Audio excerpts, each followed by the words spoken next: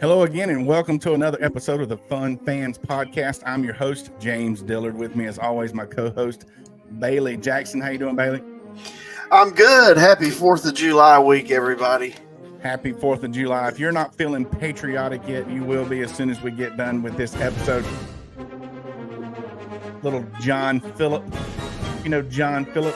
We got that going for you right now. We also are going to celebrate our independence with some patriotic programming. We'll point out how patriotism shows through in sporting events, point out some of our favorite pastimes, catch up on all the important topics in sports, especially Clemson sports. But first, the Fun Fans are a proud part of the Fanboys Fangirls Sports Podcasting Network. If you're a true sports fan, the Fanboys Fangirls is perfect for you. Find various nationwide podcasts and other sports media at thefanboys.com and on all forms of social media. The Fun Fans Podcast is the official podcast for Clemson fans. And the official place to eat for the Fun Fans is Reuben's Sports, Spirits, and Catering, with 2 locations in the upstate to get those good chicken wings. 1083 Batesville Road in Greer and 11028 Anderson Road in Piedmont. You can find them at ReubenC.com.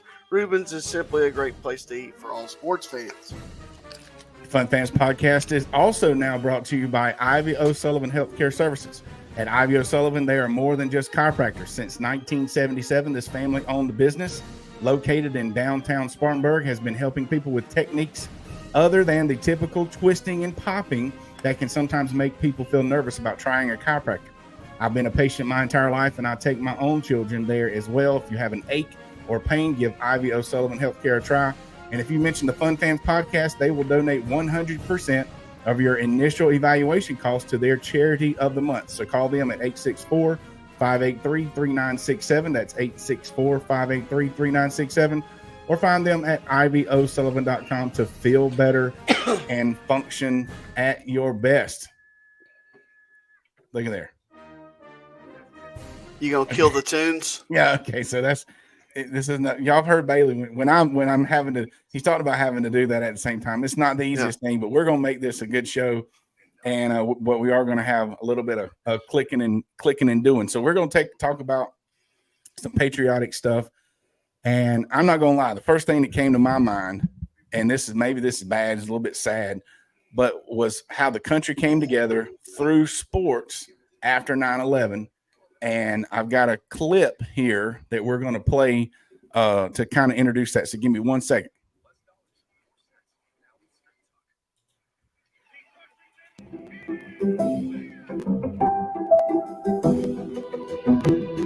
It was just a numbing experience because the last thing on your mind is baseball at this point in time.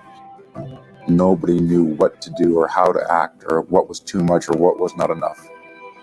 I realized that there was something for us to do, and it was to try to, distract the best we could.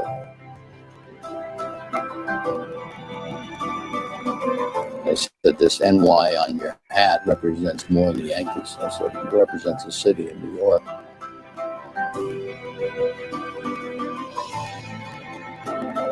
All I kept thinking and we kept saying is, I hope he throws a good pitch. I hope he throws a good pitch. And he threw the perfect pitch, and the crowd went crazy.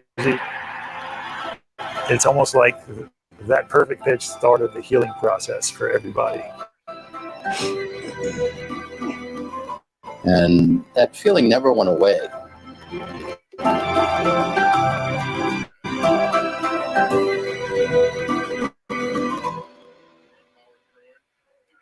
All right, so that was from the 9/11 memorial. And, Bailey, you remember we were young coaches during that time, but you remember every athletic event that followed had a moment of silence. People had American flags, whichever flags everywhere, but definitely especially at athletic events. Is there an example that you remember specifically?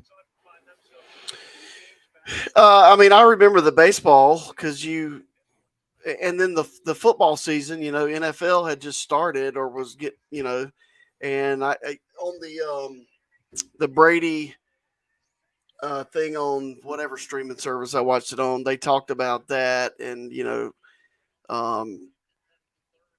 we play, do we not play? Right. And I think it unfortunately things like that have to happen for us to all come back together. Right. And that's where I think, years and years ago, America was America, and Americans pulled for Americans. And unfortunately, now something has to happen, like Japanese invading Pearl Harbor in 1941, 9/11, or something similar, for everybody to get on board. Yep. And on a more happier note, I guess, for all time, baseball has been considered America's pastime. And I'm going to turn this over to the number one researcher guy. That's And me. he's going to tell us, what that's all about. All right. So here's the deal. And I'm not going to take credit for this. I got this from baseballhalloffame.org, or from the Baseball Hall of Fame site. And baseball has brought American culture. It kind of has represented American culture through the good times and the bad times. But right after the Civil War, which I'm not ready for that video yet, though. I hadn't clicked play, so we're ready. But you got it ready. Yeah, I got it ready. After the Civil War, which was probably the greatest internal conflict America has ever faced, soldiers on both sides had played baseball to pass the time. If you think about it, baseball we played when we were kids because all you needed was a wiffle ball and a plastic bat, something and a similar round, couple yeah, paper plates to throw out as bases. Yep. We used to use trees as bases or whatever. But we were always playing, and the soldiers were playing to pass the time during the Civil War. And when they got done, professional baseball kind of started. It spans from the Civil War to the Civil Rights Movement. Martin Luther King Jr. said Jackie Robinson made his success possible. He said that. So you're giving credit to the first African-American player to integrate Major League Baseball, and you're Martin Luther King Jr., who led the Civil Rights Movement in the 1960s. Wow. It represents American ideals of hard work, competing, things like that. And then during World War I, 227 major leaguers served. And in World War II, over 500 major leaguers served, and 37 of those guys would eventually be in the Major League Baseball Hall of Fame. Wow. So it's drop what you're doing and help your country. So, and then it's back to baseball. And then at that same time, they were debating on whether or not they should continue the baseball season. And the president, Franklin Roosevelt, wrote a letter to the commissioner of baseball, said, yes, play baseball. Baseball helps us through these difficult times. So that gets me to and I was going to save this for later, but let's do it now. Rick Monday in 1976. Rick Monday was a Marine Reserve. He had been the number one pick several years earlier in a draft. In 1976, if you're a history person, that's the bicentennial of America. Okay. That's a time where Vietnam was over. People still remembered the late 1960s. All the chaos was over, but people still remember, and you still had some people protesting. So these guys try to jump out on the field and ran out on the field at Dodger Stadium with an American flag, and they proceeded to try to burn it. So here's a little video, a visual of that, and Rick Monday kind of saved the day. And there's no sound, so I'll just continue talking. But these are the guys trying to start the fire, burn the American flag, and out of nowhere, Rick Monday comes and swipes it up. And he played on the visitor team. Yeah, they got past security out in center field. And he's out there warming up for the next inning. And he just kind of swoops in and saves the day. And his team ended up losing. But on the video board, well, as much as it was video, he got a standing ovation. And then later in the game, when he came up as a visiting player, he got a recognition on the video board. I guess it's more of a digital board because they didn't really do video boards. It said, Rick Monday, you made a great play today. And he's a visitor player. Oh, that's cool. Yeah. So that kind of represents the feeling that I have when it comes to baseball and America and 4th of July. And it's just something, we always played baseball as kids. Right. In the backyard. Exactly. Yeah, that's cool. And that's an awesome compliments story. of a site called the Vintage Composer on YouTube. So there's some pretty cool stuff on there. If you want to check it out, we need to give them credit. Awesome. That's yeah, I don't know that I've ever heard that story. And that's, Yeah. if you're listening to this audio only, you got to check out the video to see the video, and especially the Jumbotron from 1976. I remember the whole bicentennial deal. We were like little kids, but I remember that being a thing somehow. But anyway, very cool. So America's favorite pastime is baseball.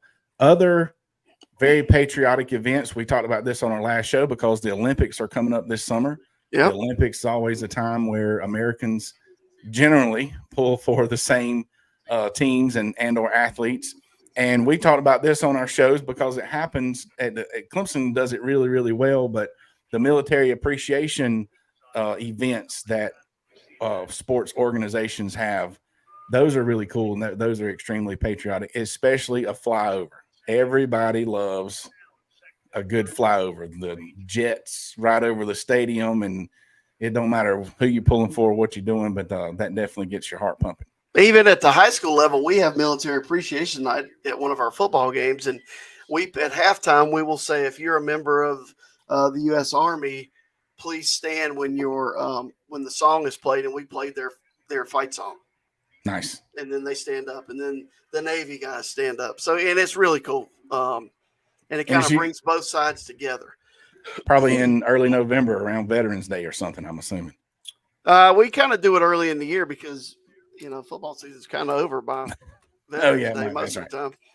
All right. Well, that leads us to the combination of events that people put on regularly and events that have just happened. We have the top 5, the Fun Fans Podcast, top 5 most patriotic events via sport. Number 5 is the national anthem. You play the national anthem before the sporting event. Sporting events is one of the, I don't know, I'm sure there are other times, but it's just something you do. I saw a video on social media the other day where some little league game or somebody, whoever was running the show, it was baseball though, they decided they just were not going to do the national anthem. They had the teams like they shook hands and said the rules or whatever they do, but we're not going to do the national anthem for whatever reason. And then people started singing the national anthem, and everybody stood up. They put their hand over their heart, took their hats off, and as a group, collectively, the crowd sang the whole thing. So that was awesome. You're not going to get away with not doing the national anthem. So that's my favorite is when we have a glitch or something at one of the sporting events that I'm at, where the speaker's not working or it won't connect, and the kids will just start it. That happened at a volleyball game we had this past fall with one of my daughter's volleyball games. So yep. Right. Got to keep it moving with got to do the national anthem. It's a must. It's patriotic. Oh, yeah. Number 4, as previously mentioned, the military appreciation days. If you haven't been, I'm going to brag on Clemson because honestly, or probably any military school, I'm sure Texas A&M does a great job. Obviously, like the Army Navy game, that kind of thing. But they do a lot of military appreciation. But it kind of everybody's together on that one. That's very cool. Yeah.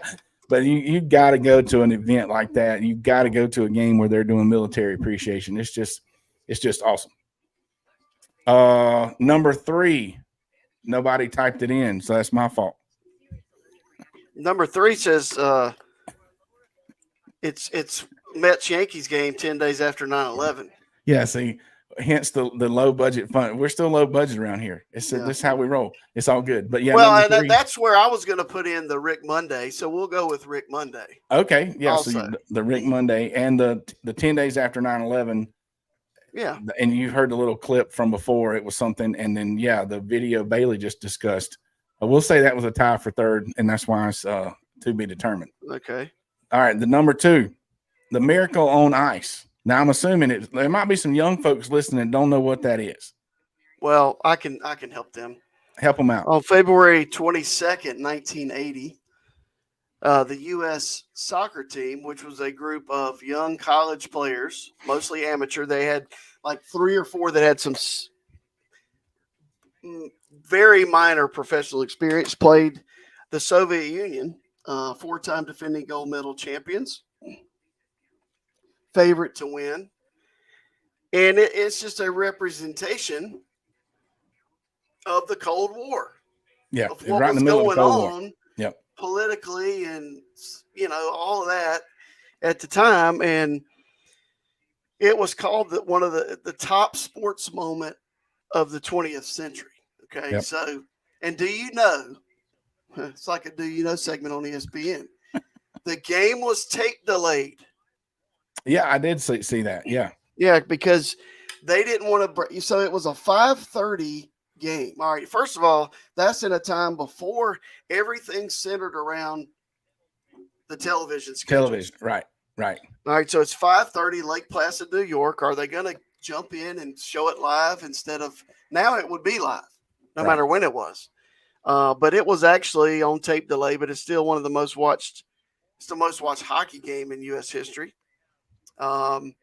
And it's Al Michaels. Al Michaels had been an announcer for years. He'd been with the Cincinnati Reds when they were the Big Red Machine, and he'd been UCLA's play-by-play guy when they were winning all these championships.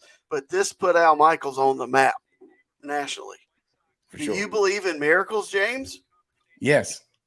Yeah, it was awesome. And they've made a movie about it. If you're not familiar, go watch the movie. It's a great movie. But that moment, very patriotic, middle of the Cold War, pulling off the upset on ice. Only, and this is what was pointed. It was not for the gold medal. It was in the semifinals. Yes. But it's like that was more important than the finals game. So that's awesome. And then the number one Fun Fans podcast, top 5 most patriotic events via sport. And I'm gonna have to clarify here.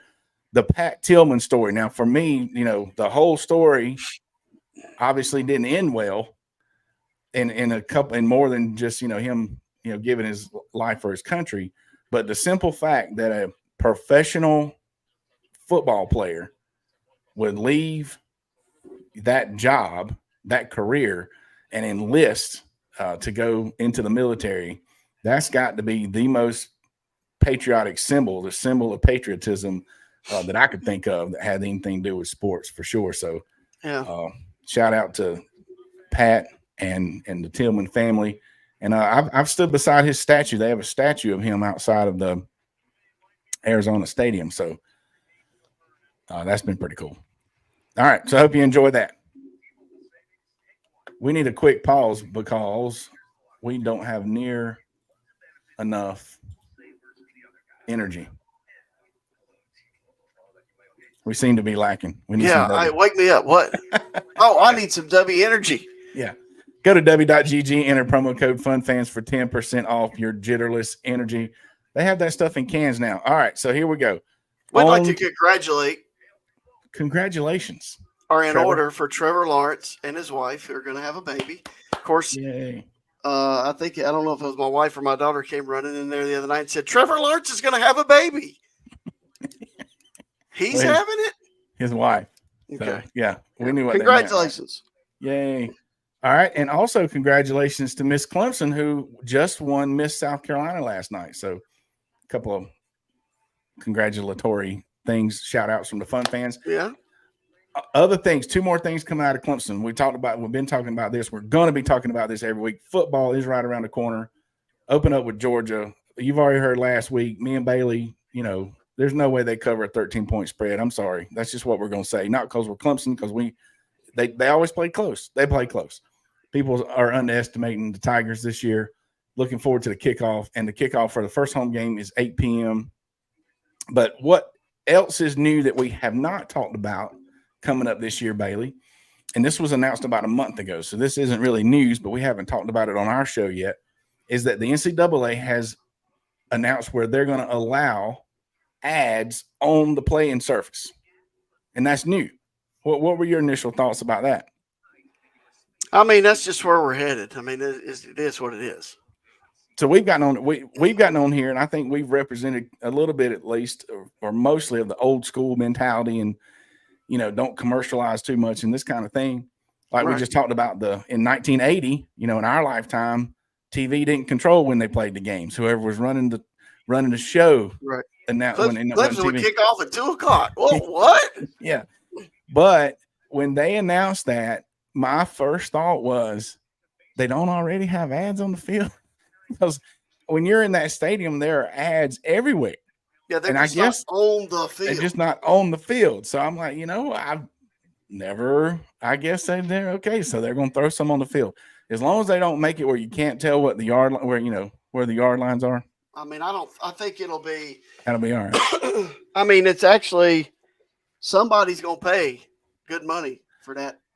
Well, I was going to find out how much it would cost to get a Fun Fans Podcast logo on the field. So I might have to call over there, see how much it's going to be. Maybe we can raise the money.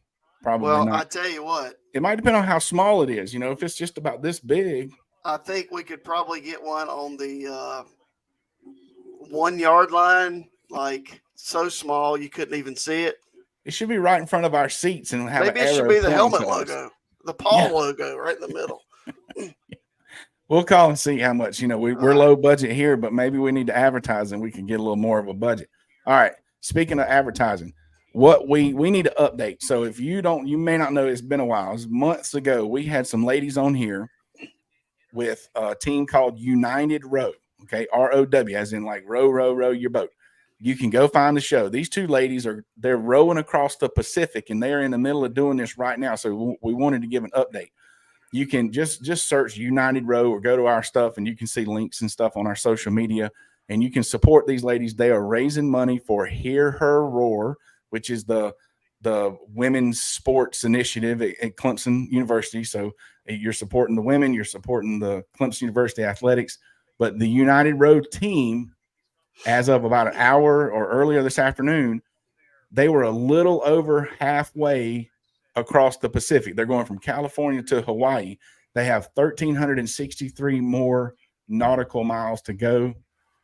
The full trip is 2,800. So they've already gone like 1,600 something. And it's just them it's a pretty large rowboat, but they're just, so find them on social media, go support their cause.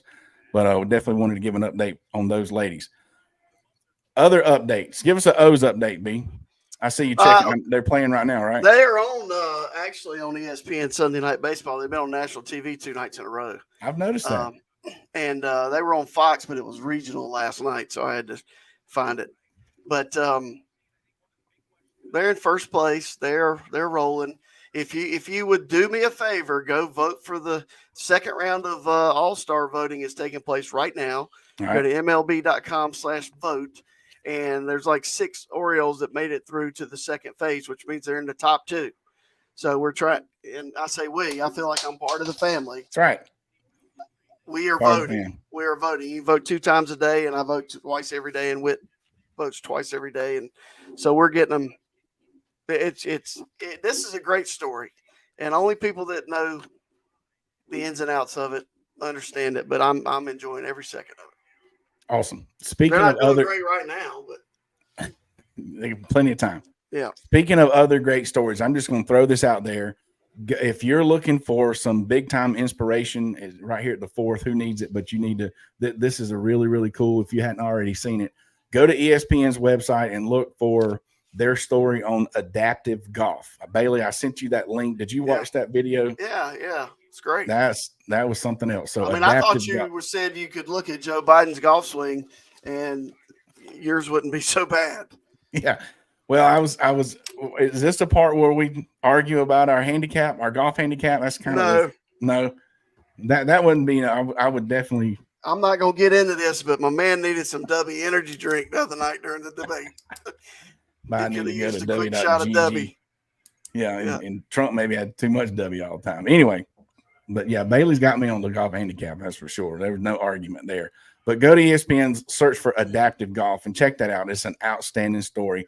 Speaking of golf and outstanding stories, for the second year in a row, the Fun Fans Podcast is the official podcast for the Orange and White Alumni Weekend fundraiser sponsored by WAB Sports. That is Wayne Buckingham's sports company. Check it out. You heard Coach Cliff Ellis on here. I'm going to replay our interview coming up later this week, and it's on our YouTube channel, so you can go find it anyway. But he talks about how great of a cause it is. We're raising money for scholarships for Clemson students. They raise money for school supplies for kids, in the local public schools around Clemson. And it's a Friday night tailgate. There's an autograph signing on Saturday. There's a gala on Saturday night. Then there's a golf tournament on Sunday. So it's a full weekend. There'll be big time Clemson folks there. Danny Ford's always there. We already mentioned Coach Ellis, Wayne Buckingham. Last year was Dale Davis, Homer Jordan, Eldon Campbell, Eldon Campbell. Yeah, Levon Kirkland, all these kind of folks are always there. So you get to hang out, rub elbows. And a lot of this stuff is free. The tailgate on Friday night is free. Come in and get you the autograph signing is free. But you can make a donation to get a ticket to the gala. And, of course, the donation enters a team or a player into the golf tournament. And you can find all that information on our social media. So go with us to support Wayne Buckingham's Orange and White Weekend. That is the first weekend of August, 2nd, 3rd, and 4th. All right, real quick. I didn't have time to do this last time, but we got a new sponsor, Ivy O'Sullivan. I just want to throw out a real quick testimony, and I say in the little spot for them that I've been going to them my entire life. I really have, and that's unfortunate for me, but it's good to have somebody like that I trust. And I want to tell a story that, people that know me know I've had 2 back surgeries. So it got to a point I was having major back problems. When you're going to a doctor, you want to go to somebody you can trust. You can trust Dr. Gabe and his team at Ivy O'Sullivan. And to me, a really big sign of this was it's about a decade ago now when I was having so much trouble and trying to help me. He was doing everything instead of just continuing to do this, that, and the other at his office. And I guess you could say, take my money. He said, we've done all we can do. And he referred me to an orthopedic. Now, I don't know. You hear stories about chiropractors and they don't believe in other medicines or medical this, the other. But it gets, if they can't help you, they're going to say, we can't help you. And that's what they did for me. And that instilled tons of trust for me in Dr. Gabe and his team out there. So that's just a quick testimony for me. Go check them out. And I still go because, maintenance. I'm on a maintenance plan now. So just want to throw out a quick testimony for Ivy O'Sullivan, downtown Spartanburg. All right. Cool. Hope everybody enjoyed the show. Hope everybody has a great 4th of July. Don't forget that we're, from the last show, we're in the 20s.0. Okay, if you want to know what to call this decade, and it's going to be a great decade. See everybody at the Orange and White Weekend in August. Bailey, did I forget something? You got anything else? I don't think so. Happy 4th of July, everybody. Be safe. 4th of July. Thanks again for checking us out each and every Sunday. Don't forget to click subscribe on the Fun Fan Podcast YouTube channel as well as your favorite podcast platform. Follow us on social media and please share. Reach out to become a sponsor on behalf of the Fun Fans Podcast, Jay Thriller Entertainment, the Fanboys Fangirls Podcast Network, and Bailey Jackson. America. Go America.